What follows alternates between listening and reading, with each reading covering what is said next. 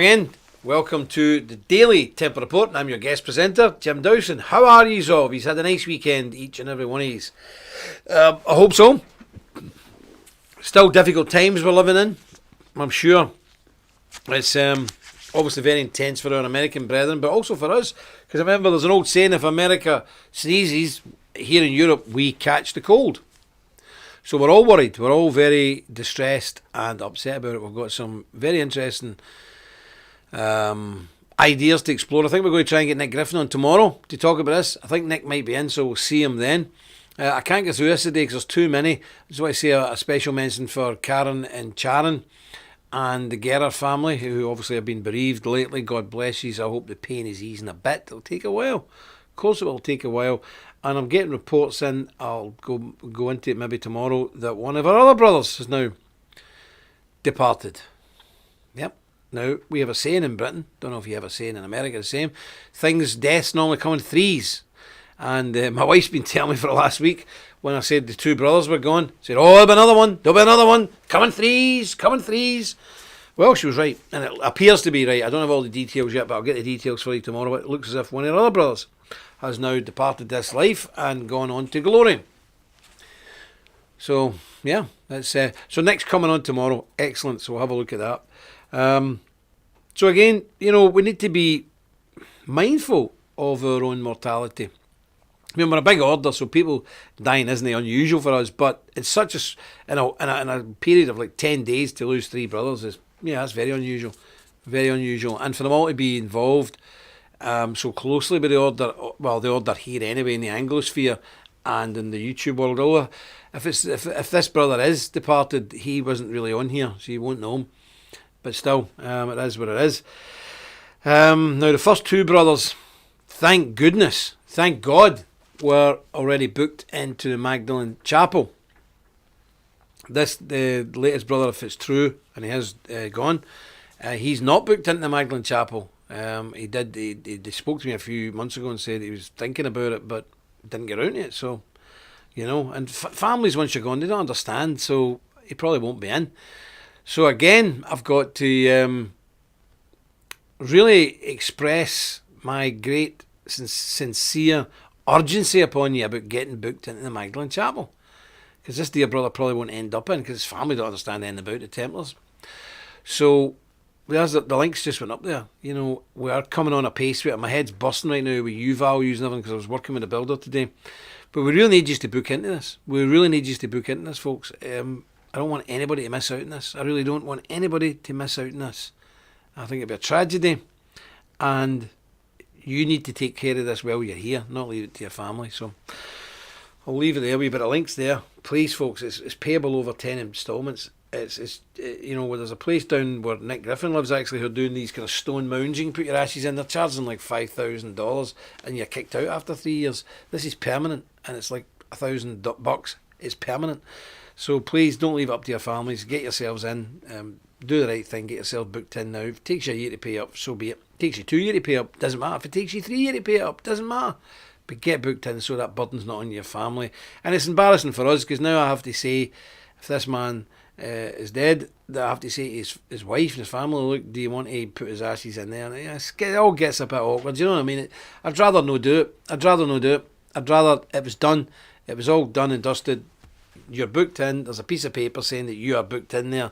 None of the family have to worry about it. I don't have to try and contact the family because obviously I want our people to be in that chapel because I'm going to be in there. I want us all to be there. But I don't want to be having conversations with grieving relatives. It's not fair on them and it's not fair on me. So please be responsible and get yourself booked in now because you don't know if you're going to be here next week. You don't even know if you're going to be here tomorrow. And the way things are going, a lot of you might not be here this time next year, I can assure you. But let me read a wee bit of scripture. Proverbs 22 verse 15. Oh, I like this. I'm sure the liberals hate it. Foolishness is bound in the heart of a child, but the rod of correction shall drive it far from him. Oh yes. Nothing wrong with that. And we know the Lord will add his blessing to this, the public reading of his infallible, inerrant and inspired word. Now let me just do a straw poll here. Is there anybody on this chat right now who does not believe in corporal punishment for the children? Anybody? mean, I was beaten at school, I was beaten in the house. I had a life of being beaten. But it toughened me up and hardened me. And people say it introduces you to violence. Yes, it does. Because whether you like it or not, every single human conflict at some point ends in violence, ends in war between nations, ends in a punch-up. That's the nature of human beings. We do resolve things ultimately by the use of force. And that's where it is. So though the Liberals and the lefties have done everything they could possibly do in the last 40 years to take us away from any form of violence, but you cannot beat natural law.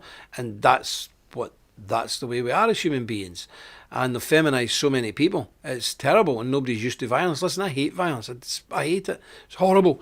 But ultimately, you need it. And I took one of my kids out of school and homeschooled him because the head teacher, who was a rugby player, big lumpy man, said, your son, my boy, he's only a wee boy, wee thin-made fella. I put him in boxing because he was getting bullied. And then one day the bullies went to him and he punched their lights out, which they're supposed to do with bullies. And he was pulled up and chastised by the school governor. And I said, why have you done that? He said, well, we don't agree in violence in any shape or form. I said, okay, so if you, sir, are walking along the street one night with your good lady wife or your daughters and people jump out the bushes and try and rape your wife or your daughters, you would not use violence on them. He said, well, that's different. I said, well, do you have a chart then when violence is acceptable and violence is not acceptable? If you do have said chart, I'd be gladly struck my child in it. But you've just said violence is never justified. Then you've just told me you would kill somebody who tried to rape your wife or daughters. You know, what is it? Is it okay? Is it not okay? And to defend yourself, to defend righteousness, to defend the church, to defend your family, to defend your nation, and to defend the poor and the weak. Yes, violence is a tool that has been used since man ever existed. It's what we do. So, you know. Now somebody's asked me, Jim, what do you think of common law, Bill of Rights? I think, dear goodness. Right, I don't want to be rude here, but I'm an Ulster Scot, so I'm fairly blunt. This common law Magna Carta stuff is utter garbage. Do you know how many people have lost their houses, have ended up in jail because idiots are telling them common law, you don't have to tell the police your name and address? Yes, you do. It's in the law. No whether common law overrides that, that's fine. Common law and the Bill of Rights also says that I can walk down the street with an AK-47 on my shoulder and I don't need permission. If I try it, I'll be shot dead because I live in Northern Ireland. If I tried it in London, I'll be shot dead because they think I was a terrorist. You've got to get your head round reality and pipe dreams. Yes, the Bill of Rights and the Acts of Settlement gives us all sorts of rights that we no longer have. They're gone. So they're not here. These people going out saying they don't have to give the police their name is nonsense. You do. You can be detained until they ascertain your identity. So I've seen all these people in Liverpool being arrested the weekend because they refused to give their name. I've seen, what's that woman in Ireland? What do you call that woman, and the blonde woman is always, Docherty? No. Gemma O'Doherty, she got arrested because she said, I don't have to give you my name because of this, and free man of the land and all this stuff. They took her to jail. Honestly, this goes back a lot. I know Brian Gerrish and all these people in the UK column and all these papers that preach this utter, childish nonsense. You want to get your common law back in, you want to get your Bill of Rights back in, you have to take up arms, set a revolution, overthrow Westminster, and then you can maybe implement that.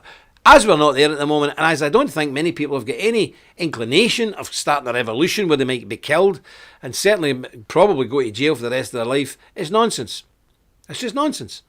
And I'm fed up with people wasting their time with this stuff. Saying, we don't need to wear masks, we don't need to give the police our names, we don't have to do this, we don't have to do that.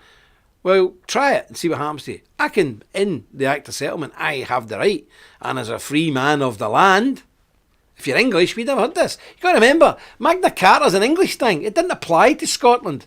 It didn't apply to the whole country. But even if you do try it, and I say, right, I have got the right as a free man, and under the Constitution of 1688, 1690, Glorious Revolution, I have the right to bear arms. Yeah?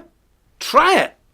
You will go to, if you're not shot dead by an armed response team, you will go to prison for 10 years for obtaining a firearm and having it out in public. You'll go to prison. Don't listen to these lunatics who tell you these things. I have seen so many people arrested, their lives destroyed, they've lost their houses because they believed this garbage. Grow up. You cannot walk about the street with guns. You won't be allowed. You must tell the police your name or you'll be arrested. Now, if you want to be arrested to prove a point, knock yourself out. But don't then go on YouTube and start moaning that the police are fascists. So it is. So I hope that's answered your question without insulting you too much. But it really is la nonsense. Full of cranks. Have you seen all them people? They're loon balls, and nearly all of them are liberals. See all these people that preach free man in the land and Magna Carta? Nearly every single one of them is pro-abortion and pro-gay rights. All of them. I've never met one that isn't. So I've no time for them. Don't want nothing to do with it. We're grown-ups here. We know there's a line in the sand. If you cross over it, the establishment want to jump on you. You want to take on the establishment? That's fine. But expect to come back. That's fine. It's no problem. Also, what have we got here?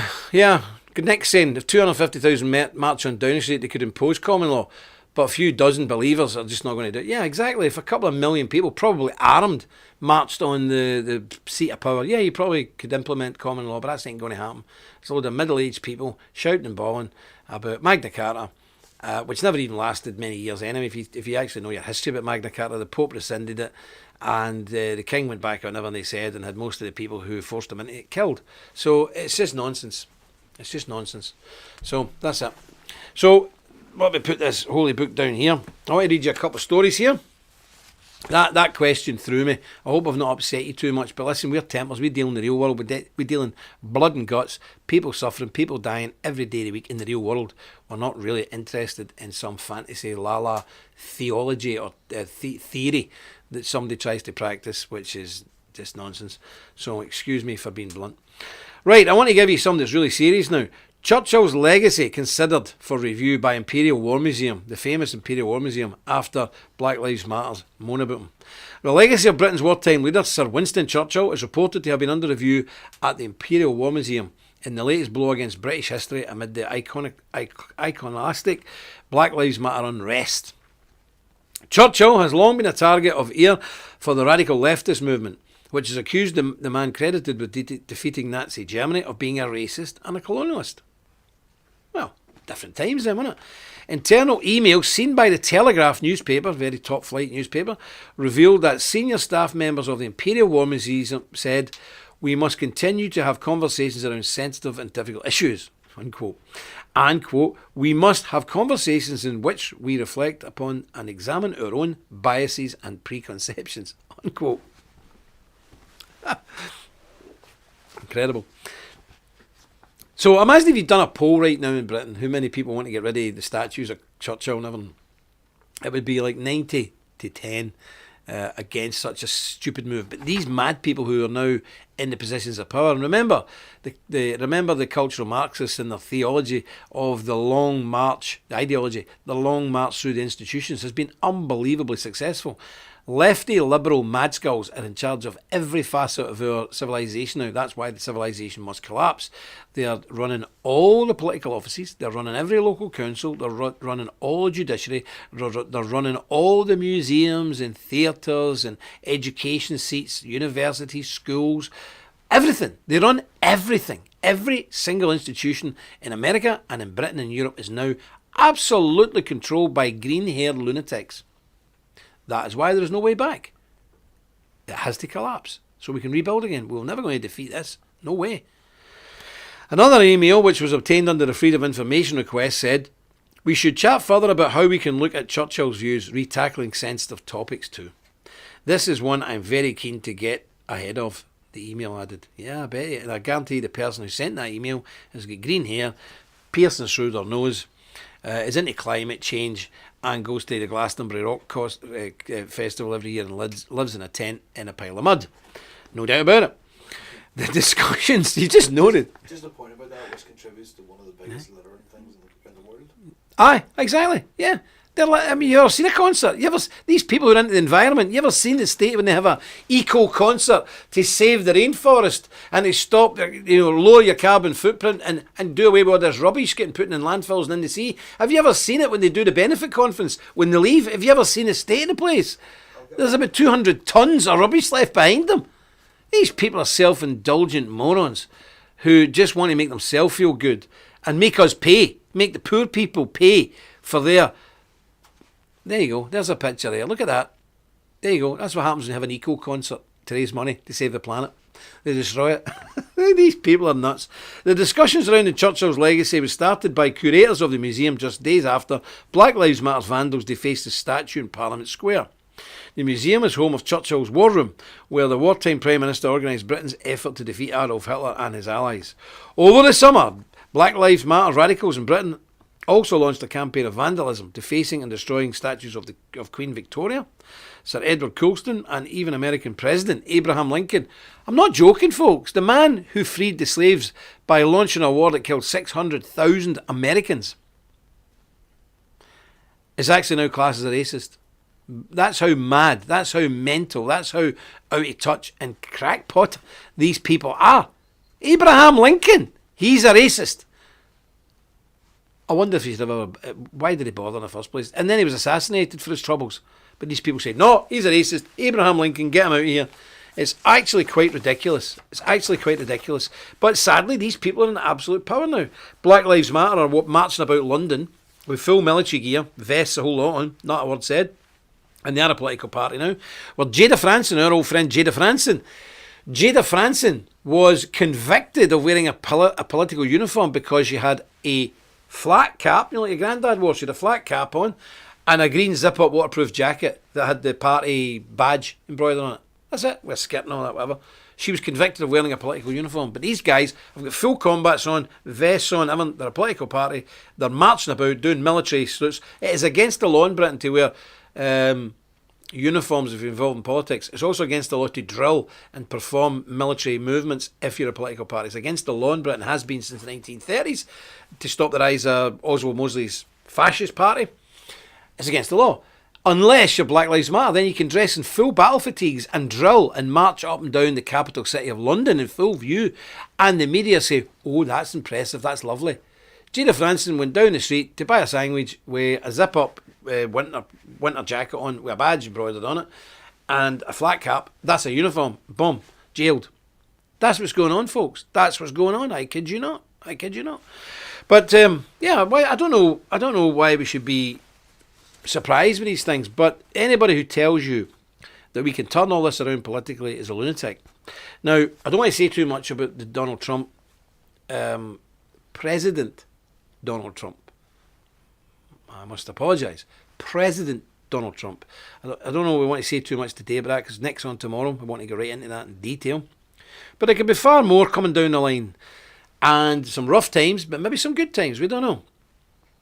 But we'll talk about that tomorrow when Nick's here. But remember, as they said many years ago, it ain't over until the fat lady sings. Well, the fat lady has not sung yet. So keep the faith. Whatever happens, we'll be okay because we are followers of the one true living God, Christ Jesus.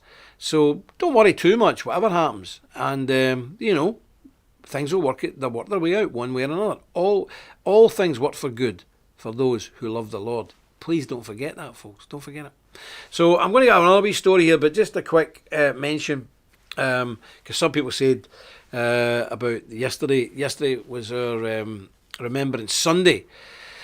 Obviously, it's a couple of days until the 11th, but the actual day of remembrance. But Sunday, I was down at the War Memorial here, where I live locally, and glad to see there was a big crowd out, and not one person other than a wee old man in a wheelchair was wearing a mask. Nobody. No, not a soul was wearing a mask.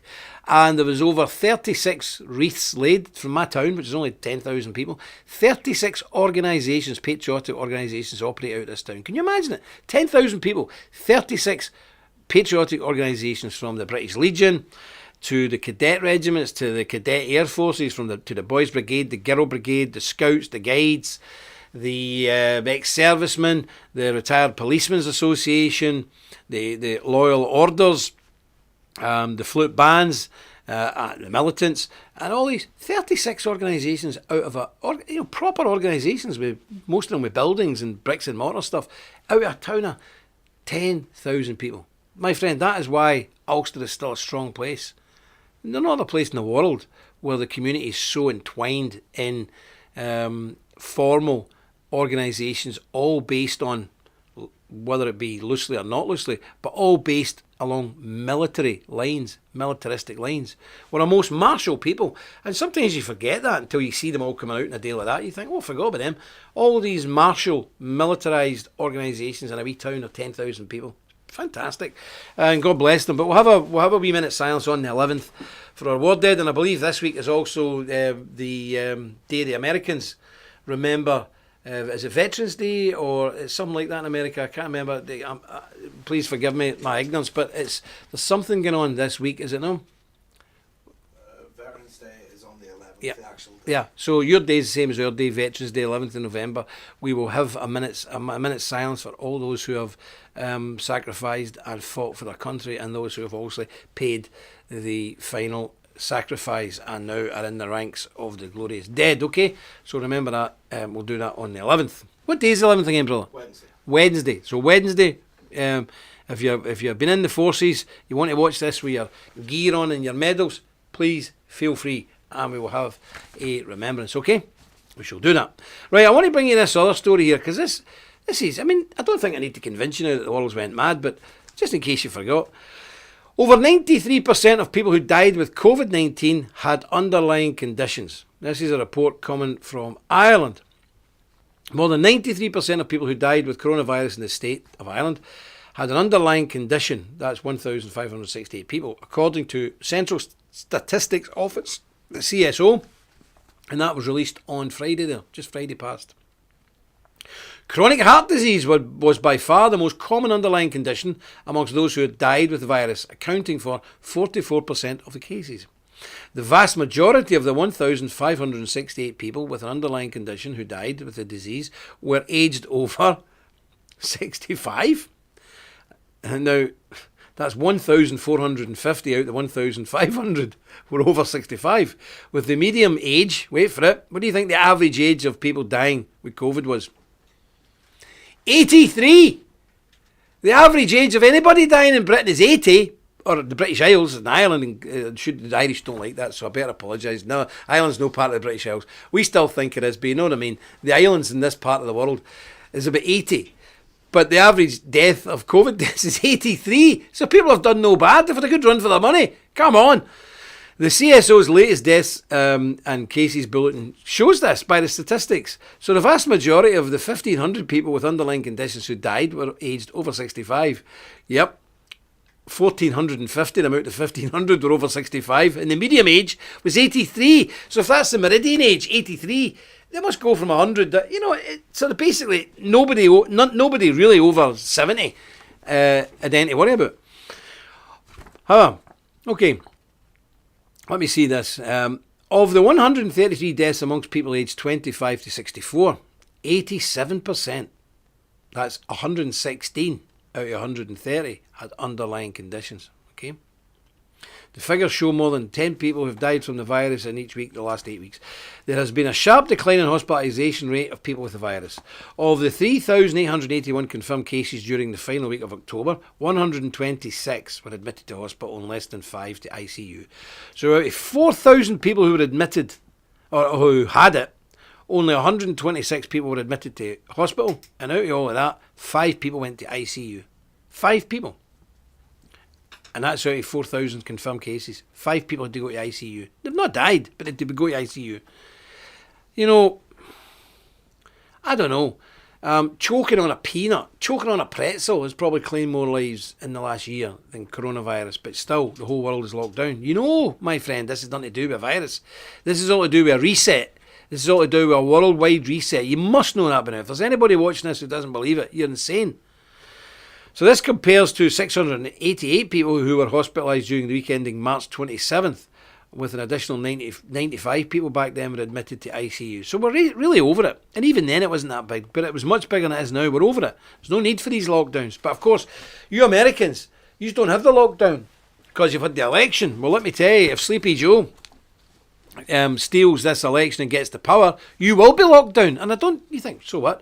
Let me tell you something, it's driving us mad here. You cannot go out. You're not allowed out. And this has been us now since March. We had a few weeks out, but then it was locked down again. And they're telling us we're going to be right through April. Never in the history of humanity has any government locked a people down, confined them to their house for a year. And for no reason. Look, I could understand it if the bubonic plague was running wild, or Ebola, or something hideous and rancid that was killing people left, right and centre. But this is nothing. They're saying this year 46,000 people have died in Britain. Well, 3 or 4 years ago, 68,000 people died of the flu. So it's not even as bad as a normal year. Our average year is between 40 and 50,000 winter deaths. That's our average in the UK. This year, with a scary, wary coronavirus, it's 46,000. So it's not even as bad as an average year. So this is all baloney. But it's getting scary now because people are saying, well, why are they doing it?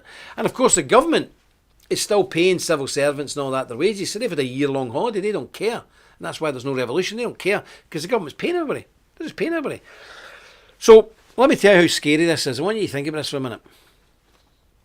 We borrowed money, mainly from America, to fight the Second World War.